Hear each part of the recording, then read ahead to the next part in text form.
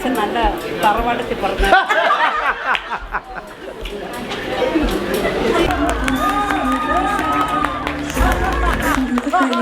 എൻ്റെ അടുത്ത് ഇറക്കാൻ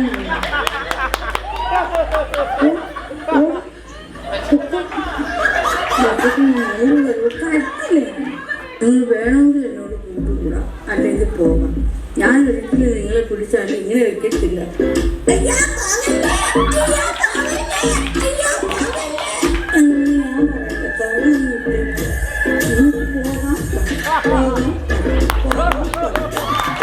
എൻ്റെ മൂക്ക് കൊള്ളൂലാന്നും കണ്ണു കൊള്ളൂലാന്നും ചുണ്ടുകൾ കൊള്ളൂലാന്നും ഒക്കെ പല എന്തെങ്കിലും പറഞ്ഞിട്ടുണ്ട്. പക്ഷെ അതേപോലെ തന്നെ മറ്റു പലരും പറഞ്ഞിട്ടുണ്ട് വിടർന്ന സുന്ദരമായ കണ്ണുകളാണെന്നും മൂക്ക് നല്ല മൂക്കാണെന്നും ചുണ്ടുകൾ നല്ല ചുണ്ടുകളാണെന്നും.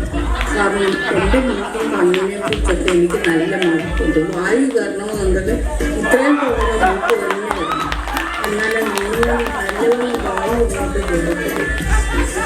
പിന്നെ എനിക്ക് മണം കുടിക്കാനായിട്ട് മൂക്കൊക്കെ മനസ്സിലായോ? പിന്നെ എൻ്റെ ചൂട് നല്ല ചൂടാണ്, നല്ല കീറിയ ചൂടാണ്, കീറിയ നല്ല ചൂടാണ്. മനസ്സിലായോ? ഇങ്ങനെയാണ് ചൂടിക്കേണ്ടത്. പിന്നെ എൻ്റെ കവിളുകൾ നല്ല ആപ്പിൾ കവിളുകളാണ്.